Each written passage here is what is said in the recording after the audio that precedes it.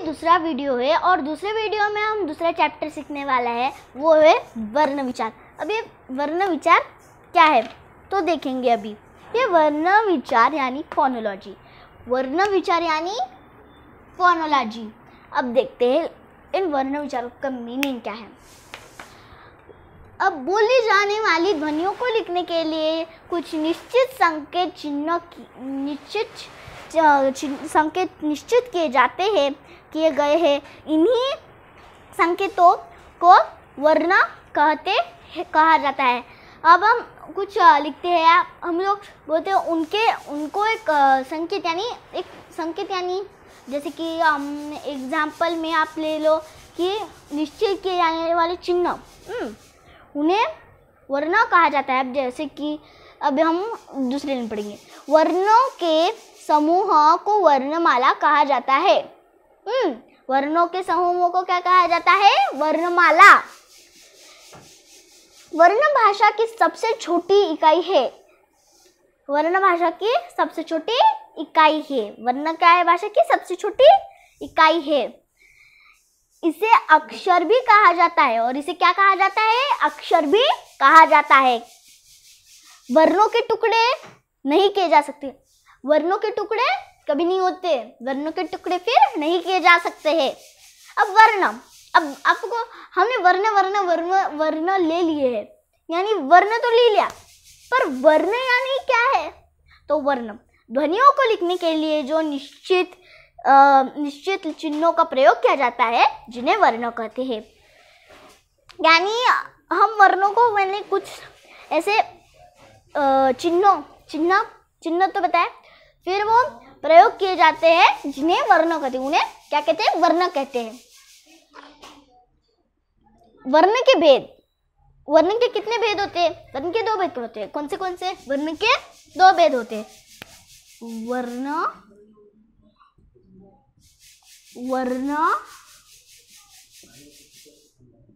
के 2 भेद होते हैं। वर्ण के कितने भेद होते हैं? 2 भेद। अब पहला है, फिर 2 भेद कौन से हैं? फिर वो है स्वर और व्यंजन। वो कौन से हैं? स्वर और व्यंजन। अब देखते हैं स्वर। अब स्वर क्या है? स्वर यानी वॉवेल। स्वर यानी क्या? मैं उनके व्यंजन और वो स्वर लिखती हूँ क्योंकि कैच पॉइंट है अपना। स्वर और दूसरा है वो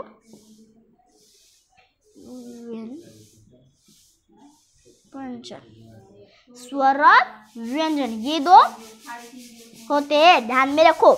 वर्ण के कितने भेद होते हैं? तो बोलना है 2। तो फिर किसने पूछा कि वो कौन से 2 भेद होते हैं? तो वो बोलना है स्वर और व्यंजन। अब स्वर क्या है? स्वर यानी वॉवेल्स। स्वर यानी क्या? वॉवेल्स। उन वर्णों को स्वर कहा जाता है जिनका उच्चारण बिना किसी अन्य वर्ण की सहायता से किया जाता है। इनकी कुल संख्या 11 है, जो निम्नलिखित है। अब आप बोलेंगे कि इसमें ज्यादा रहते, पर वो नहीं, ये हिंदी है, ये हिंदी व्याकरण है। तो व्याकरण में कितने स्वर है? तो उसमें टोटल 11 स्वर है। 11 स्वर है। वो कौन से है? तो वो 11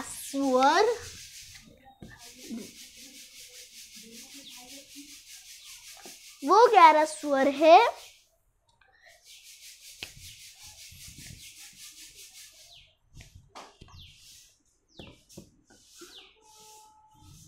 अ, आ, ई। एक बार मैं आपको बता देती हूँ कि इनकी एंडिंग ओ तब रहती है। ओ, अम और आहा नहीं आते। आ, ई, ऊ, ऊ, और इसमें रू भी आता है, इसमें रू आता है।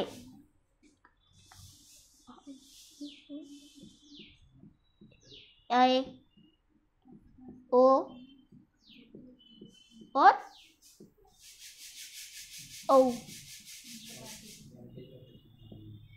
हम अ आ ई ऊ रू ए ओ औ आह औ। मैं अभी बोलने वाली थी आम। ठीक है, तो ये इतने होते हैं। अब स्वर के भेद, स्वर के कितने भेद होते हैं? स्वर के भी दो भेद होते हैं। स्वर के कितने भेद होते हैं? दो होते हैं। वो कौन से? देखो, ये स्वर के भेद,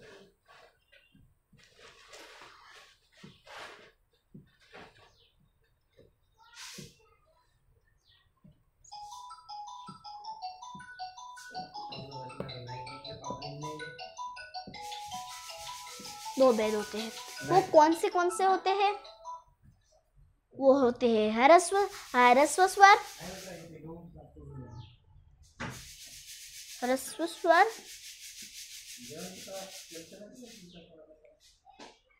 ह्रस्व स्वर और ये दीर्घ स्वर। अब इन ह्रस्व स्वर और दीर्घ स्वर क्या है और इनमें क्या है? ह्रस्व स्वर यानी उन्हें छोटा वॉवल साउंड अ, जैसे ई, उ, ये और रू। अपने से बोल दिया अ, ई, रू, ऐसे नहीं बोलते अपन। अ, ई, रू, उ, ऐसे बोलते। तो ह्रस्व, तो फिर मैं क्या करूंगी, अब जो ऐसा इधर ह्रस्व स्वर ऐसे ब्लैक पेन से लिखूंगी।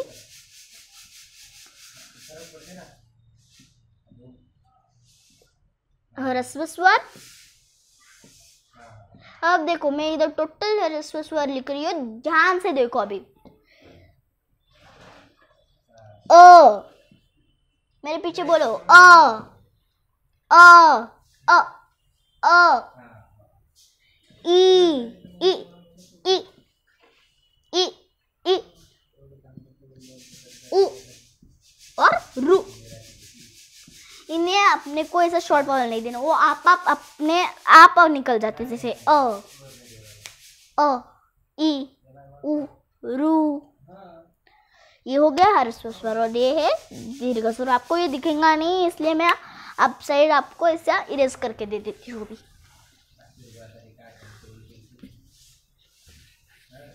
मैं टोटल इरेज करके फिर लिखती हूँ। फिर अभी ह्रस्व स्वर क्या है?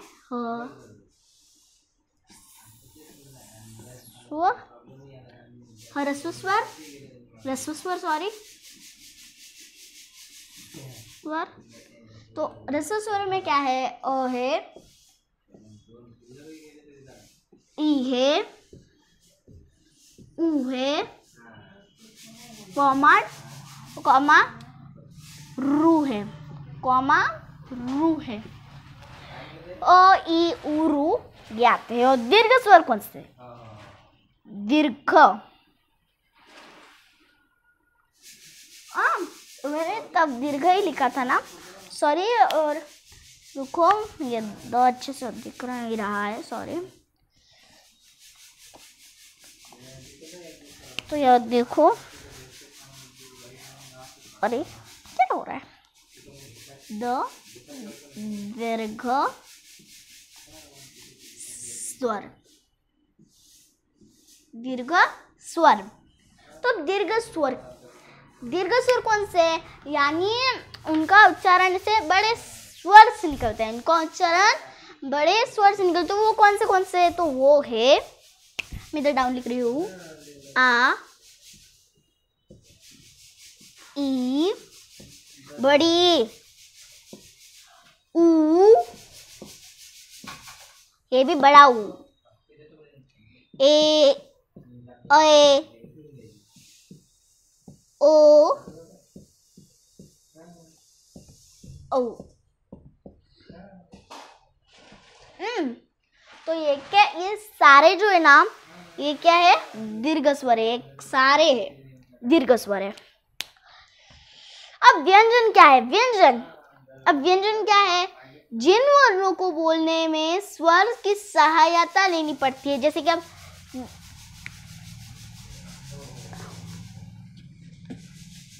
कि अब देखो, ये स्वर को व्यंजन की अगर सहायता लेते, अगर मुझे लिखना है, ये पे एक बात बता देती हूँ, अगर ये स्वर है, इन स्वर को व्यंजनों की बिल्कुल सहायता नहीं लगती। इन व्यंजनों की उन्हें देखो, इस ग्रुप को आप याद रखो, ये जो व्यंजन है और ये जो स्वर है, स्वर को किसी की सहायता नहीं चाहिए, पर व्यंजन जो इन्हें सहायता, वो भी किसकी चाहिए? स्वर की ही चाहिए। उन्हें किसकी चाहिए? बस स्वर की ही चाहिए। और इन्हें किसी की सहायता नहीं चाहिए, पर इनको चाहिए ना। अगर उन्होंने स्वर की सहायता नहीं ली तो वो शब्द नहीं बना पाएंगे। अगर मुझे लिखना हो नीना, अगर मैंने इनका यूज नहीं किया तो क्या होगा? देखो, फिर ये जो, अगर मैंने इन स्वरों की सहायता नहीं ली व्यंजन में, तो देखो नीना कैसा हो जाएगा? ये जो नी है ना, मैं इसे ना लिख दूंगी तो ये सेंस नहीं बनेगा, शब्द नहीं बनेगा, फिर ये नाम नहीं बनेगा ना, ये क्या, ये नाम नहीं आता ना ऐसा। फिर वो नीना को लिखने के लिए उन्हें लगी सहायता, स्वर की सहायता लगी। कौन सा ई की लगी?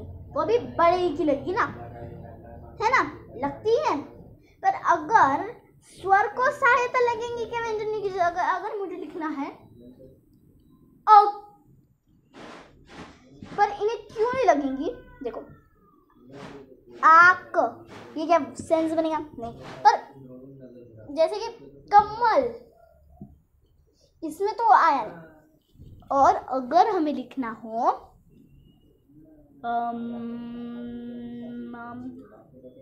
शब्द, अब शब्द हम ऐसा वर्ड लेंगे जो जैसे दीर्घ, ये अच्छा वर्ड है, दीर्घ।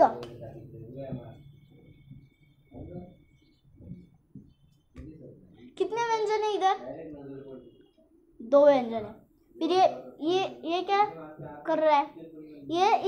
ये की तो मात्रा है, ये बड़े की मात्रा तो है, पर ये इधर क्या करेंगे अभी? और अगर मैंने इसे नहीं लिया और दर्घ हो जाएगा, ये क्या हो जाएगा? ये अपना स्वर नहीं है, ये र है, र। फिर ये दीर्घ को अगर मैंने नहीं लगाए तो दर्घ, जो होगा जगह दर्घ। हमें इन व्यंजनों को स्वर की सहायता लगती ही है, ये याद रखो। एक बार व्यंजनों को भी बता देती हूँ क्या बोलते हैं। व्यंजनों को बोलते हैं कॉन्सोनेंट्स, इंग्लिश में क्या बोलते हैं? कॉन्सोनेंट्स। अब देखते हैं दूसरा पॉइंट। तो दूसरा पॉइंट क्या है? बिना किसी स्वर की सहायता के हम किसी व्यंजन वर्ण का उच्चारण नहीं कर सकते हैं। बताया था इतने मतलब अब जब जो बता रही थी वो ही बता रही थी ना इतने वक्त तक। अब जब किसी व्यंजन से स्वर को हटा दिया जाता है तो उस व्यंजन वर्ण के नीचे हलंत चिन्ह लगा दिया जाता है, जैसे क, ख, ग, घ आदि। व्यंजन वर्णों की संख्या 35 है जो निम्नलिखित है। ठीक है, पहले आप संयुक्त व्यंजन देखेंगे। अब संयुक्त व्यंजन क्या है? तो यानी एक से अधिक व्यंजनों से मिलकर बने वर्ण संयुक्त व्यंजन कहलाते हैं, जैसे ज और क और ष। मैं एग्जांपल्स बता रही हूँ, ध्यान रखो। अगर मुझे क्ष बनाना है, क्या बनाना है? क्ष। इस क्ष को बनाने मुझे क्या लगेगा? मैं इधर उसको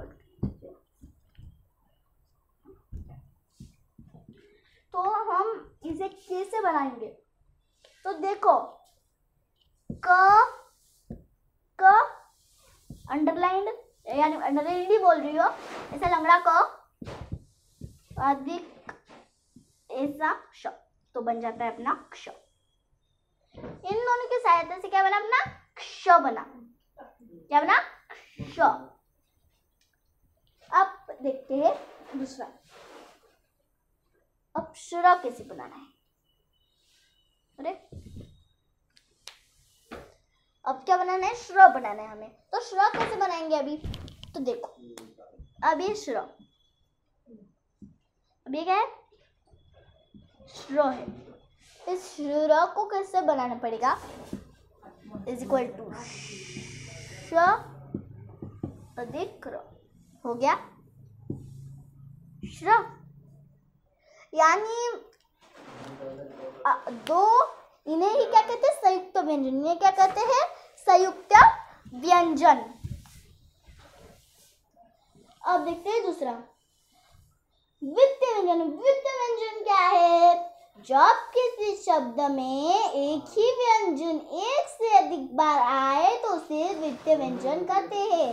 यानी मतलब तुम्हें बताए क्या? अगर कच्चा, कच्चो, आधा चो, ऐसा, ये आधा चो नहीं लिखता क्या? कच्चा में कच्चा, कच्चा, यानी ऐसा आया तो उसे क्या कहेंगे? द्वितीय व्यंजन। उसे क्या कहेंगे? हमें द्वितीय व्यंजन। कच्चा, खट्टा, ये है उसके एग्जाम्पल्स। ये क्या है? उसके एग्जाम्पल्स। ठीक है। अनुस्वार। अब अनुस्वार अब हम देखेंगे अनुस्वार, अनुनासिक, विसर्ग, मात्रा। अब अनुस्वार क्या है? किसी भी वर्ण के ऊपर लगने वाले बिंदु को अनुस्वार कहते हैं। जैसे पंख, भंग, अंग। यानी अब हमें ये देखो, पंख, पंख दिख रहा है, ख, और मैंने वो जो ऐसा अम पे ऐसा लगता है ना, तो ऐसा कौन सा भी लगा गया पर, तो उसे कहेंगे हम, उसे कहेंगे अनुस्वार। अनुनासिक क्या है? वर्ण के ऊपर लगने वाले चंद्र बिंदु को अनुनासिक शब्द कहते हैं। जैसे पुछ, अब पुछ ऐसा लिखा जाता है, पुछ। ओके, ये फिर ये किसका है? ये कैसा होता है? चंद्र बिंदु। जैसे चंद्र बिंदु की तरह, ये चंद्र की तरह है, जैसे चंद्र बिंदु। अब ये विसर्ग, वर्ण के बाद लगने वाला दोहरा बिंदु आहा।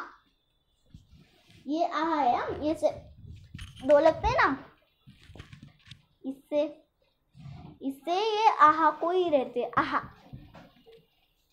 को रहते हैं। विसर्ग कहलाते हैं। जैसे पुनः, स्वतः, फिर में क्या कहता है उन्हें? ये कहते, क्या कहते हैं उन्हें? विसर्ग। मात्रा, स्वर का जो रूप व्यंजन के साथ जुड़ता है उसे मात्रा कहते हैं। यानी मात्रा आपको बता ही होगा। मात्रा इधर कुछ है, और की मात्रा कुछ नहीं रहती। आपकी मात्रा में इधर टोटल मात्रा दिखाती हूँ।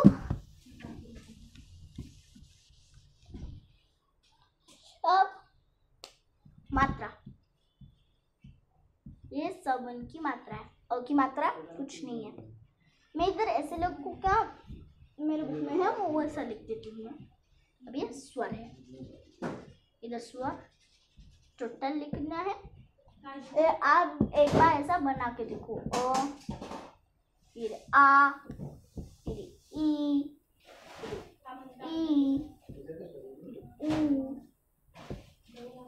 ऊ, बाद फिर रू,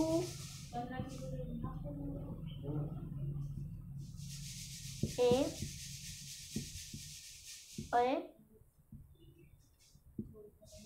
ए ओ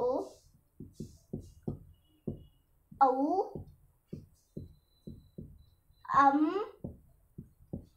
उप्स, ये नहीं देखा। तो अब इनकी मात्रा देखिए, अब ये मात्रा, ये क्या है, अभी इनकी मात्रा है। अब मात्रा यानी देखो, अगर की मात्रा कुछ नहीं रहती, की मात्रा क्या बनेगा, ऐसे ड्रॉ करेंगे क्या, नहीं, की मात्रा कुछ नहीं रहती, आ की मात्रा होती है, आ की मात्रा, ये मात्रा, ई की मात्रा। अगर ये छोटी ई हो तो उसे आगे की, और बड़ी ई हो तो पीछे। ऊ छोटा ऊ तो आगे की, ऊ बड़ा ऊ हो तो पीछे की। अब रू को ऐसा इधर की, ऐसा। अब जाते हैं, सॉरी, अब किस पे जाएंगे, ये पहले ये कंप्लीट, ए और ए ओ तो ये क्या है, ये अपने एग्जाम्पल्स से। तो अब हमने टोटल चैप्टर कंप्लीट कर लिया है। तो अब हमने चैप्टर कंप्लीट किया है, ये आप ऐसा कर सकते हैं। तो